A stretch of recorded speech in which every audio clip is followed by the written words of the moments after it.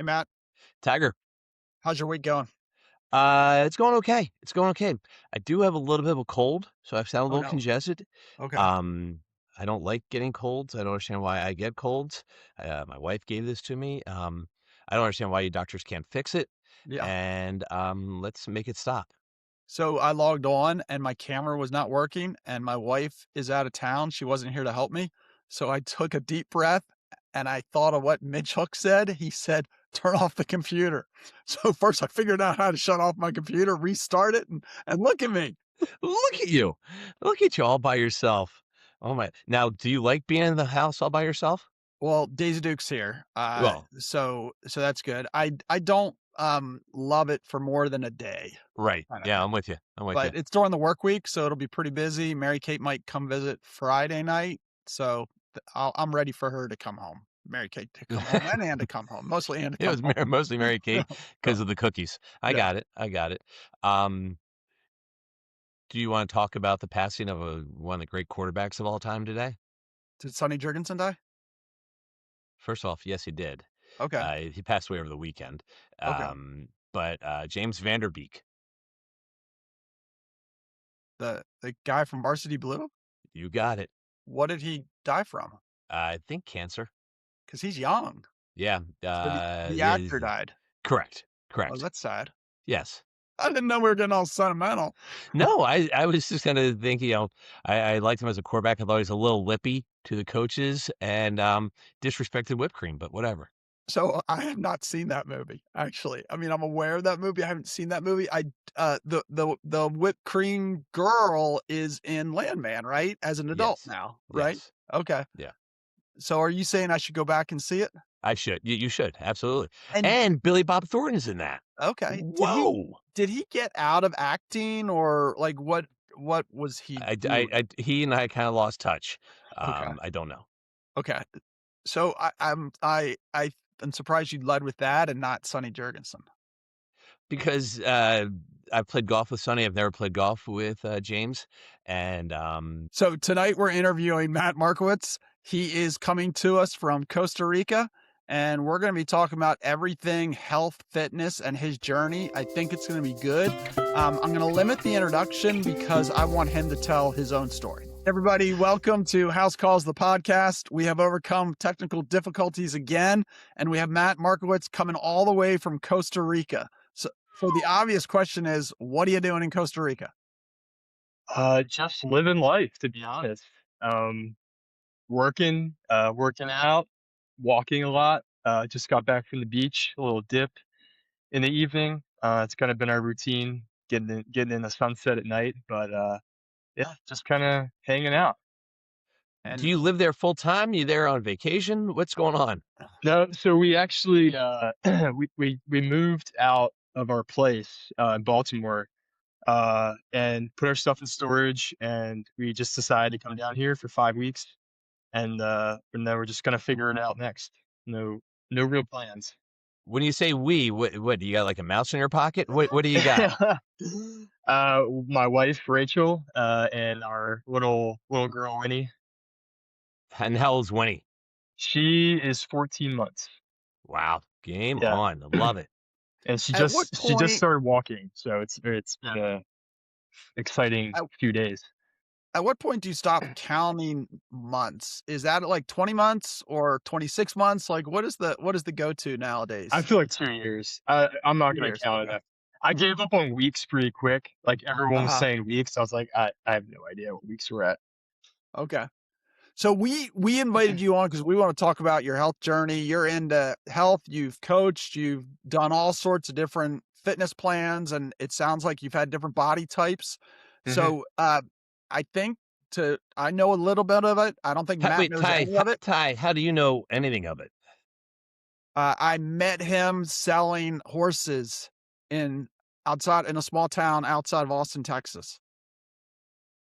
Is there no other relation to there's no other He is married to my niece, Rachel. Is that what you were getting at? That's what I was trying to get to. Okay, so you're trying to point out that this is one more Nepo podcast. Yes, it is. Okay, Yep. Okay. okay, Hey, so we got everyone's that out related of to the way. everyone. It's okay. Well, I mean, considering only your relatives and my relatives listen to this thing, that's fine. Yeah, talk to us. Right now, you look pretty fit and healthy to me. I don't think that was always the case from what Ty has said. Yeah, I've been through a lot of different phases as Ty has mentioned. So when I was, growing up, I was kind of always the chubby kid. Back when they had an Husky section at the JC Penney, that was where I got my clothes. So always kind of overweight growing up. Was not active at all. Like you had to drag me to go anywhere to walk. Didn't really. I played like little league as a kid. That was really my only sport, which is, as you can imagine, not really much activity when you're Right. when you're like in third grade playing little league. Um, and then you know, over time, I just kept gaining weight. I was gaining like 20 pounds a summer just due to inactivity, a lot of sitting, playing a lot of video games. It's kind of my downfall.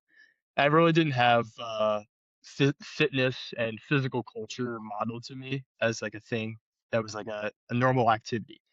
Um, so as I got older, kept gaining weight. I didn't really play any sports really until I was in middle school, in eighth grade actually, and I started playing football, which was really good for me. It was kind of like my first entry into like activity and physical culture and moving my body. Of course, I was a lineman. I was I was the biggest kid on the team. I think in eighth. What what did that look like in eighth grade? Like how tall, how big were you? I mean, just trying to get a picture. Yeah, so I'm 5'10" now, and I kind of stopped growing in like seventh grade. Yep. I was always the tall one until about sixth, seventh grade, and then everyone kind of started leveling out. Caught up. Yep. Yeah, so I was in eighth grade. I think I was about 180. So it was Whoa. like 5'10", 180. Okay. Um, and then yeah, I played football. I was a big kid. I was a lineman. I'd never played before, so I was like learning everything. But I really enjoyed it, and I thought I was gonna play, keep playing football for as long as I was. I wasn't very good. I was a But big guy. but so here you are. To me, you're a gamer, video gamer. You're sitting inside. You're not very active. What gets you off the couch? I mean, baseball is one thing, but what gets you off the couch to go say football? It was really just kind of like I figured I was big. I know I had the coaches kind of tapping on my shoulder every Okay. time they'd pass me in the hall. I went to Loyola, so for people listening and you guys, I went to Loyola, so there's a big football culture at Blakefield. Um, and I had friends that played, and I figured, hey, I'll give it a go. So I tried out, did pretty good. And but I kept gaining weight because I was kind of in the off season wasn't doing anything. So Right. I kind of kept up that trend of gaining weight, and I ended up playing football in high school, and then my junior year, I I reached, or actually the end of my sophomore year, I reached my peak weight of 284. So I was kept gaining weight over the years, and it wasn't like a solid 284. It Right. was it was a pretty soft 284. And then that summer between before junior year, I had to start doing summer workouts. So right, that was 2 hours every day, 5 days a week, in over the summer, and I started getting in pretty good shape. I lost about 15 pounds. I think I ended up this summer at like 268 or something like that. And I was pretty fit for a big guy.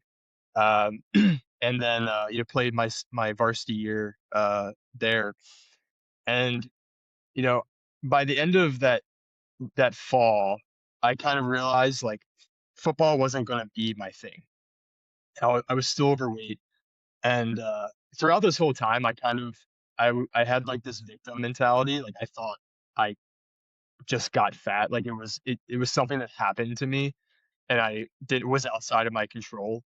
Um, but then something kind of clicked at the end of that year. It was 2000.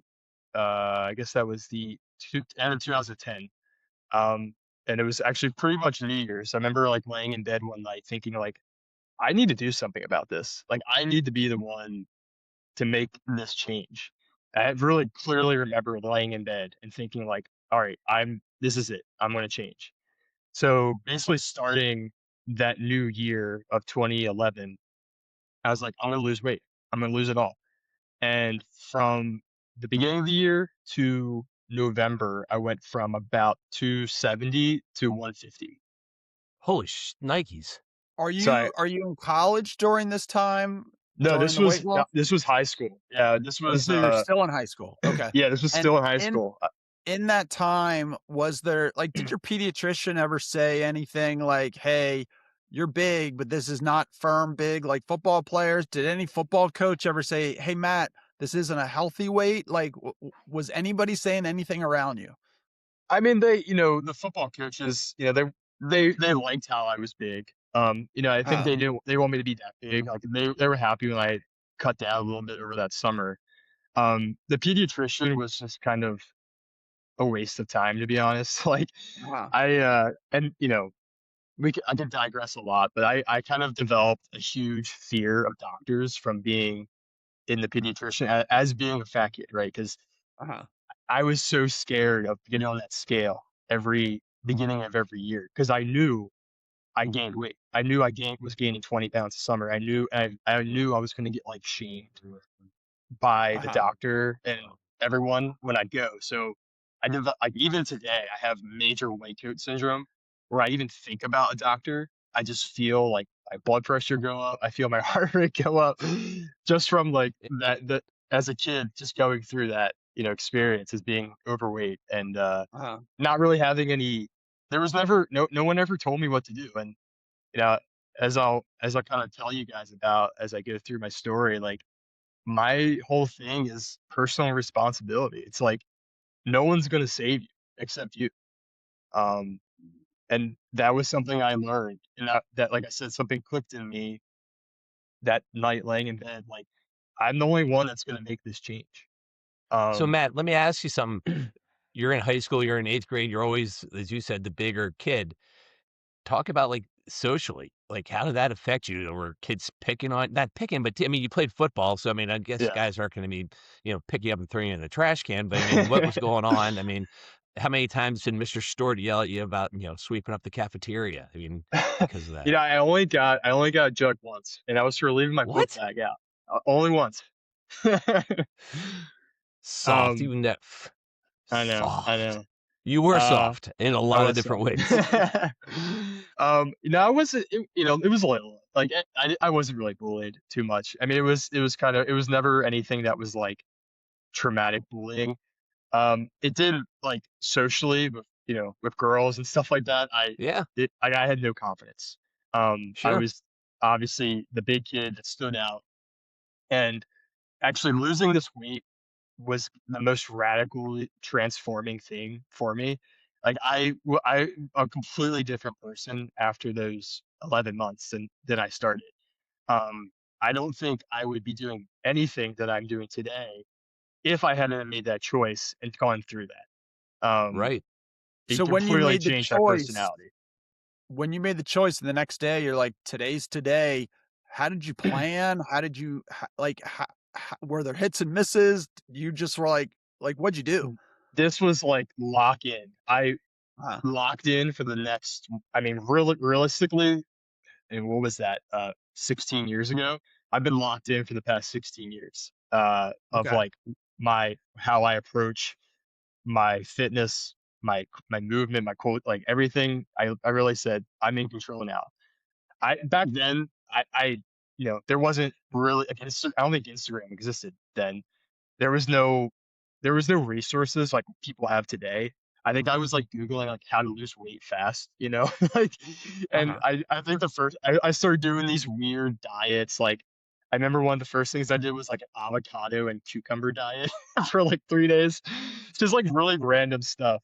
But I knew it was calories in, calories out. So I knew like I need to lower my calories. I need to get protein, make protein my priority. I did, and I won't say I did the right way. I definitely did like really bad. Like I was losing 20 pounds a month for the first like 4 or 5 months.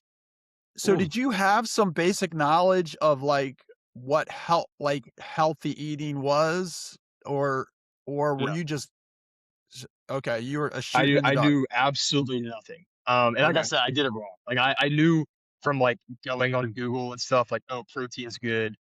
But I wasn't modeled healthy eating. My family's cooking was a lot of like beige colored foods. There wasn't a lot of vegetables. Like I didn't have that. But like I said, I knew calories mattered, so that's what I prioritized. But I was Wh- getting like 1,200 calories a day for probably like 11 months. Um, And to what get down. did you still eat family meals with your family and you just ate less, or you're like, I'm cooking for myself? No, I said I'm not, and that like created a lot of rifts in my family because I was like, this is something I have to do. I was very hard. Like I said, like Uh, I was locked in. I had no off days this whole time. And it caused a lot of rifts because with my dad, like he thought bonding was like going to get pizza on the weekend. And if we weren't uh-huh. getting the pizza, we weren't bonding. And there was like fights and stuff because they were, it was framed as like we're worried about you, but it also was kind of like I was making a change because everyone in my family's overweight. I'm the only one that's ever gotten out of that. So it caused a lot of rifts in my family, and I think even till today, there was like some stuff with like because like I said, my personality completely changed. I was a completely different person than Big Matt. How how so? Like, how does your personality change? Just confident, like confidence. I had confidence. I knew I could. Um, if I could put my mind to something, I was going to do it. Going. I was not. I was super shy. I wouldn't really talk to people. I had a small group of friends, and it really just I had confidence in myself. Like I felt like my who I was changed. And I embraced that. To the good and bad. Like obviously I had, we're still in high school, but there's way more faces of Matt in my like journey. And there's obviously been, you know, parts of me that I've been like, okay, you went too far. The bro bodybuilder days and things like that. Have you ever heard of anybody locking in like that at 17 years old? Like, I didn't know you were that young, and honestly, I'm amazed that with no knowledge, you just said, Yeah. "I'm gonna change." I mean, do you, like, know like, just look What? inside yourself? Is there something that's setting you apart? Because that's But not something you hear about teenagers and doing very often. absolutely, and that's why your personality changed. Because holy cow, you're 17, you're locked in for 11 months on one goal, one thing. Hell yeah, you're gonna get confidence. Hell yeah, you're gonna think things were differently. Yeah. Yeah, that's flipping amazing. And obviously, 16 years later, you've kept it going, so that's really great. And did the football coaches say, "Yeah, thanks, Matt, but we don't really need a 150-pound offensive lineman?" They were they were not happy, I'll tell you that. Because Okay. I didn't show like by the end of the junior year, I was still I kind of looked like I had lost weight. I was like maybe 215, 220 by that spring. So I was like people were like, he's kind of losing weight. Like, what's going on? And I didn't sure obviously I didn't do football practices that summer. So they went Uh-huh. from like and it blew people's minds like at school. Like Sure. everyone was like, what, like who are you? To come back as like 150 pounder when they were used to, me being 270. But yeah, football coaches were not happy. I didn't play that year. I was like, yeah, I can't play. I'm 100. I'm a stick. I haven't worked out in like a year. This is not going to happen. So, you weren't working out during this part? Like, was there any running or strength training? It was all nutrition? It was just diet. Like I said, I was eating 1,200 calories a day. I didn't have the energy to work out. I was exhausted just to like maintain my life. So, we're not, nutritionists. How much should a 17-year-old be eating? Like, or, like, how many calories, just to give us an idea? I mean, as a teenage boy, you should probably be eating 2,500 a Wow. day, Okay. and that's like Uh-huh. just a normal boy, just be active, running around, playing sports.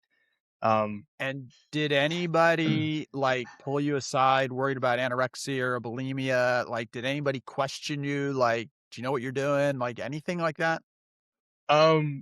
Not really. I mean, people were concerned just because like I said, they saw me like, like, is he sick? Like, what's going on? Sure. And yeah, I definitely, like I said, I didn't do this the right way.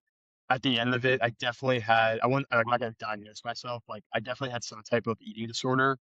Um, where I was like, after maybe about when I got to like 150, I would go through like binging phases because I was like restricting myself for so long, and I was like, my body needed food, and that probably went on for maybe like 3 4 months of that kind of eating pattern, and then even up till I mean that was throughout this whole process I was like tracking calories with my Fitness Pal, and I continued that calorie tracking every day, like 7 days a week, every single day for the next 10 years.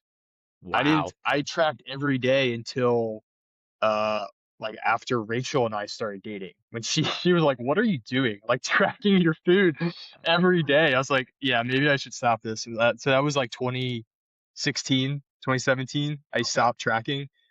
Yeah. So as it continues, then you head off to college. Like, Mhm. was that a whole nother challenge? I'm trying to get at, like, when did you start exercising again, and when did you start Yeah. kind of realizing that you had to put in some healthy food so you had energy? Yeah, so I got out of that kind of I need to lose weight mindset by the end of senior year. So by November I was like low, my weight was low, and then I started trying to eat normal again. And I got to like 165, like I put on a little bit more weight just from being like a normal like I was way too skinny. And then I played rugby that year, my senior year. So I started getting more active. I got a little bit more fit, and then the summer is kind of where my physical fitness really drastically changed. My friend and I, we got really into bodybuilding. So we spent that summer working out Retro Fitness out in Timonium, which is not there anymore. But we go on bodybuilding.com. We would go on strength.com. We were just like ingesting this material of like bodybuilding. And as going into college, that was like a magical thing to see that. So that was kind of like, that was like the entry for me to get really into fitness. And that was where I really started to learn. And once again, it was just on my own. It was just through, reading and ingesting all this information that I really started to learn like how the body works, what muscles are being activated in certain exercises, and that was kind of my entry into really like where I am today. Okay. So And so you went to were you college. huge? Like, were you Were you like us? Yeah, not that strong. Um, okay. Okay, thank you. no, I didn't. And It was like I'm like sorry, I but yeah, go ahead. so when you went to college, did you major in any of any of this? Yeah, Because this is such so a focus of your life. yeah, so Loyola pounded into us that we had to be engineers. So I started out as an engineering major at Clemson, and I quickly realized it was not for me. Um, and I bounced around a little bit. I ended up at Maryland, and I was like, I don't really know like what I want to do. I love working out. Like at this point, working out was my life. Like I was in the gym all the time. I just it was like really my my personality, to be honest. Of was like being in the gym. And when I was at Maryland, I found out about this major called kinesiology. And I was like, wow, you get to just work out and like hang out with other dudes and just spend all day at the gym. Sign me up. So I What just were what were Hans and Franz the mascots there? basically, I mean, we literally just it was like my best friends. We just Ah, hung out, we worked out, and we learned about biomechanics and physics, and it was great. So yeah, I majored in kinesiology at Maryland. That was kind of I would say like I wouldn't say I learned a lot. I learned a lot on paper, but I learned more just on my own in terms of like how to actually apply the stuff. So let's talk balance. Like, so you're powerlifting. Were you getting any cardio? Were you getting any flexibility? And were you getting any diversity to your diet? And were you able to enjoy like pizza and the beer with the guys on Friday night and then get back to it on Sunday night? Like, what was this like? So once again, I had different phases. Like when I first started college, I was purely bodybuilding, and I was like so afraid of. I was like, my goal was to gain muscle, but I was afraid to like eat too much still. So I didn't really eat enough. And then by the time I was at Maryland, I had switched into like powerlifting, where I was like, my goal is to be as strong as I can. So I was eating everything. So I was not afraid of beer. I was not afraid of pizza. I was eating a ton of food just to gain weight, get stronger. So it was pretty balanced. But like I said, I was still I'd go out like in college, at college, go out to the bars, and I was like tracking how many beers I had for like the calories, and then I would How go. big did you how high did your weight get during your muscle phase of powerlifting? My peak was 210. Okay. Yeah, so Did I you ever did you ever wish that you had played football with that body? You know what I'm saying? Like, so you played football with a soft body, you did like yeah. football. Do you ever like look back and be like, man, I had a linebacker body. That would have been cool to have had a chance. To be honest, I never really thought about it. I loved working out. Like I loved Okay. powerlifting. So that Okay. was like that was fine with me. Like I loved just getting stronger, and being in the gym. Okay. Ty has no understanding of people that don't wanna play football professionally or in college. He's like, "Why don't they wanna do this?" Even though Ty didn't, but whatever. Yeah. Well, so then the journey goes. What happens next? Because Matt gets intimidated when we talk about powerlifting. I do. I'm not gonna lie to you. I mean, like powerlifting was my life for a long time. Like, not gonna lie, like I lived and breathed powerlifting for probably 3 4 years, and that was like really my thing. And then after college, in college, I was a kinesiology major. I had no idea what I wanted to do. I thought I'd be a strength conditioning coach. So I did some internships at a school program, high school program, and like not outpatient, but like a facility doing strength conditioning over a summer. And so I graduated, and I was like, well, maybe I should give physical therapy a try. So I ended up working at a rehab clinic as a PT tech, as I was like still trying to pick up classes. I thought I was going to PT school. Um, and then in this time, I kind of had a few lingering injuries because I was pushing myself really hard.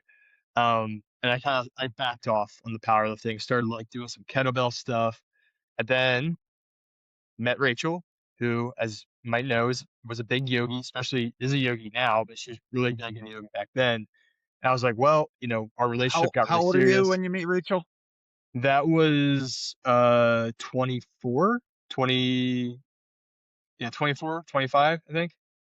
25 years old. Okay. Yeah. All right. Yeah. So you So decided that maybe you needed a little flexibility and not I just was like, powerlift. yeah, maybe I need to back off. And it was also like, it was our thing. It was something we did together. And I was like, okay, I'll Okay. back off on my gym time, because I was spending like 2 3 hours a day in the gym, and like that's no way to have a relationship if you're spending most of your day free time at the gym. Especially you start getting like a big boy job, and you're like, dang, I'm working like 8 9 hours a day, spend 2 3 hours at the gym. Like, what am I doing in my life? Um, so yeah, and then like I have a tendency to extremes. So after I didn't pick yoga, up on that yet. I had yeah, not you haven't you picked that hadn't really touched on up. that yet. That's really weird. So Wow. Hot take. after I got exposed to yoga, I was like, I'm a yogi now, and that was all I did. And I just went all into yoga. And I was doing that every day. I stopped weight training. And Can I I was like, interject? yeah. I got to tell Matt a story. So we had a bunch of Matts come into our life at the same time. We only I had know. one Matt, and it was you, It was Matt me. I was the Waldron. original. And then all of a sudden, all my niece, my cousin, and my daughter all started dating these Matts. But like, you didn't know if they were going to stick around, so you're Yeah. not going to learn their last names. So it was medical Matt, Matt Cook, musical Matt, Matt Russell. And the reason he was musical Matt was purely because we were all singing one night, and the people who have Smith family genetics tend to have very bad voices. So anything compared to us was good. And my daughter Emma was like, oh my God, he's got an amazing voice. So our family started calling him musical Matt. And Matt Markiewicz, because he was dating Rachel and had done yoga like a couple times, he became Yoga Matt. And Yeah. you, ever since my kids were little, called you Crazy Matt. And it wasn't until all these Matts showed up in our lives that my kids realized that the whole world didn't call you Crazy Matt. They just assumed everybody called you Crazy Matt. I did too. And back to Matt's story. But and you would one thing then, but your son married a Maddie. So I Yes. mean, there's this. It was everywhere. I mean, Yeah, you It's it's can't get everywhere. away from it. Yes. Yeah. Yeah. Yeah. But yeah, I mean, I was yoga mat for a while. That was, another couple years of my life doing that. Um, and Did then, your nutrition change during that time, and did your body change during that time? yeah, I mean, throughout this whole time, like my nutrition got way better. Especially like after college and, being in like a healthy relationship, I realized like, oh, you should probably like eat like real food. Um, I'll sidebar for a minute here. In college, I lived with two guys I went to oil with. So we had a apartment in college. It was three Loyola guys living there, and my buddy Tony was my fellow power lifter, and we worked out together all the time. And our favorite meal for bulking was what we call prote meal, which is Quaker oatmeal and 2 scoops of protein powder. Optional, big tablespoon of peanut butter in there too. But if you can imagine those cylinder Quaker containers, we would keep them after we would eat them. So we combined had probably like, I don't know, 200 protein or oatmeal containers stacked ceiling to floor in our apartment. And like people would walk in and just be like greeted by a wall of Quaker oats. Uh, so Wow, yeah, my nutrition got a college. lot better. Okay.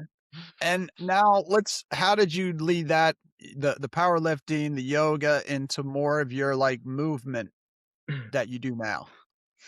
Yeah, so I around I guess in 2020 I quit my job. I was working, and we decided to move to Austin, Texas. So when we were in Austin, I was coaching CrossFit. I'd never done CrossFit before in my life, but somehow found a job as a CrossFit coach, and I was doing that full time.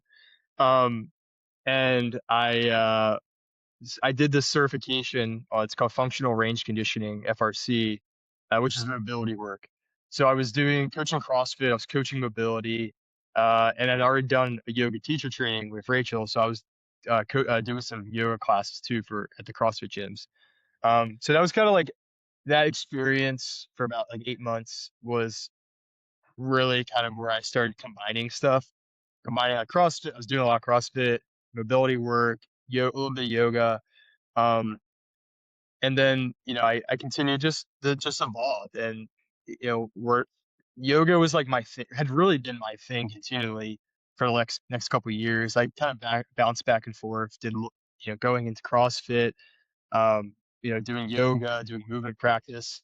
Now I'm kind of getting back into just weight training, just bodybuilding. Um, and I think it's like, to me, that's like a healthy thing to do, is like, it's not to just stick with one thing. Is to just keep changing it. Like, what's interesting to you in the moment. Um, and like I said, if you have a goal, you just make the decision to just dial in and lock it. Like I said, my theme this year, I was telling Rachel, is I'm gonna get back into bodybuilding, and that's gonna be my thing for the next, who knows. So evolution is just learning that you can do different modalities, and it's not going to like take away from anything else. It's just like whatever is interesting to you in the moment should be like what you pursue. And do you do the same thing with nutrition? Do you change like have you done different nutrition things to keep you interested but still eat healthy? Um, not a whole lot. I mean, I think I get like really like into a rut with like food, like where I'm like, this works for me. I'm just gonna eat this every day. Uh, for a few years we were plant based. I didn't eat meat, which sucked. But then we started eating meat again, which was awesome. So now, I just kind of eat like, like steak and eggs and bread. Like it's nothing crazy. We get a lot of vegetables. Like, we cook 95% of our meals. Like, we don't eat out. Okay. Also, I hate eating out because it's expensive, and I'm like, I can cook this better myself. So I love cooking. I cook dinner every night for us.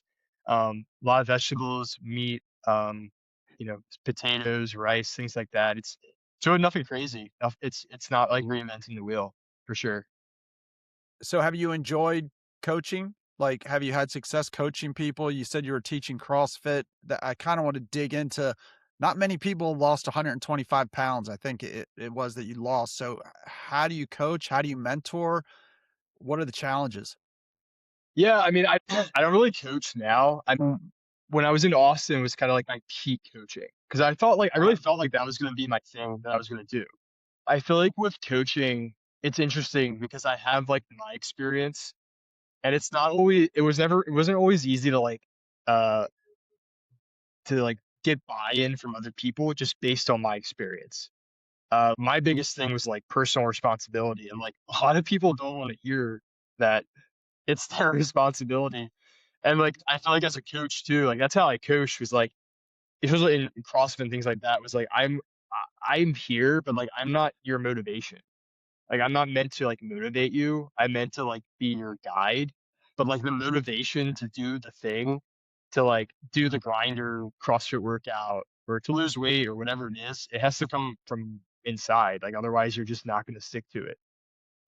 So I was never like a hoorah like type coach. It was more like, yeah, like you gotta dig deep and figure out like what drives you and let that be your what motivates you to get the job done. At the right, because at the end of the day, that's the only way you're gonna get buy-in, right? Is if the person is committed. And No, this is, I guess this is what I'm getting after now. Now is our discussion segment. But like in my job, orthopedics, you oh, see you're a doctor? you Did not know so that. you see people who are either like they're big, but they're young. So maybe they're doing okay at that weight, but you can predict it's going to be a problem later.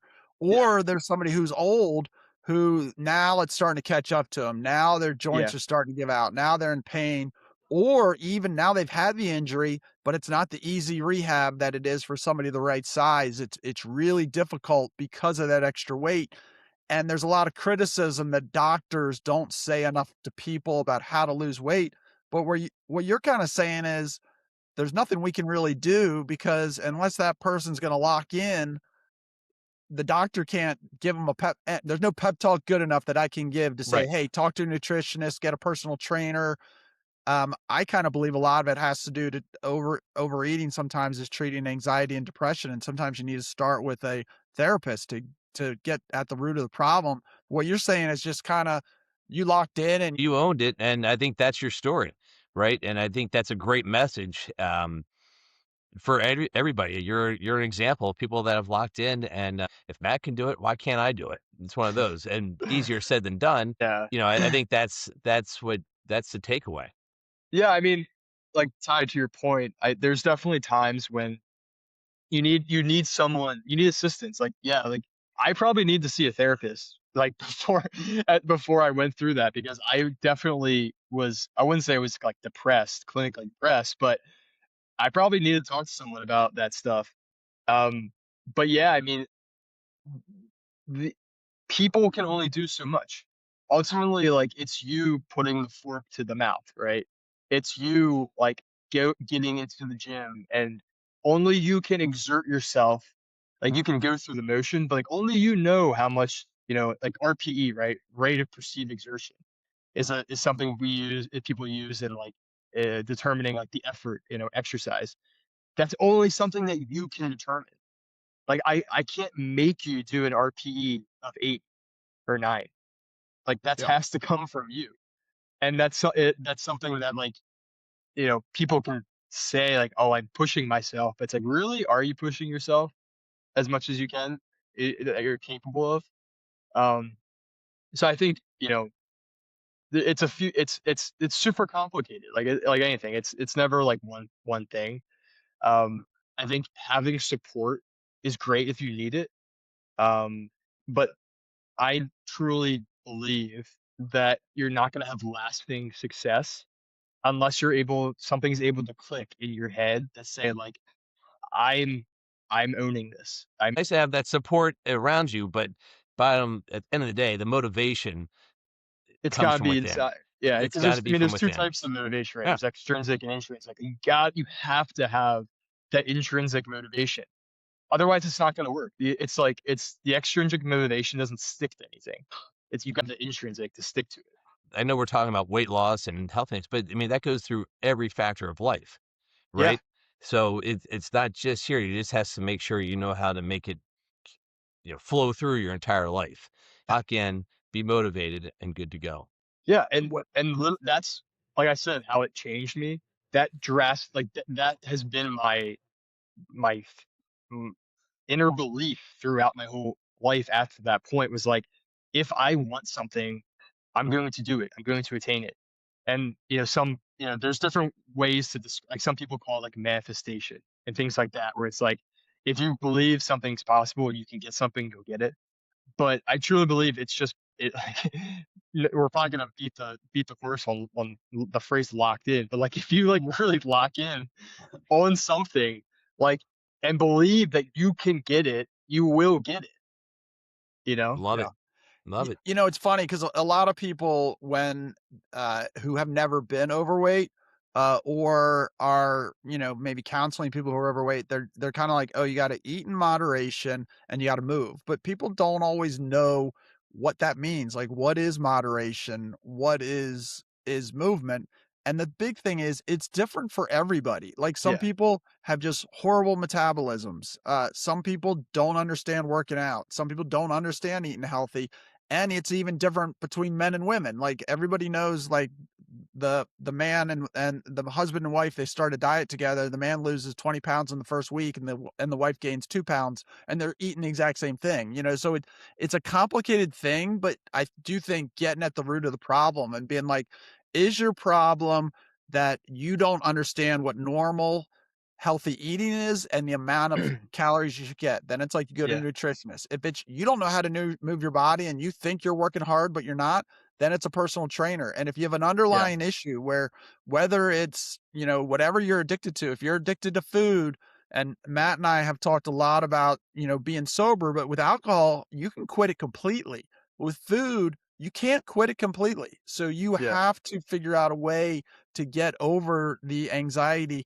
And one of the things we talked about with exercise is, so many people think of it as the physical benefit, but by the time you get to Matt and mine age, it's mostly the mental benefit. Or even the other Matt's, age, the mental benefit that Oh he yeah, got, the confidence. So, I yeah. mean, yeah, there's so much, it's just too big to ignore. Yeah, So you are a parent now. How does yeah. your whole experience, Wait, uh, his uh, daughter's 14 months.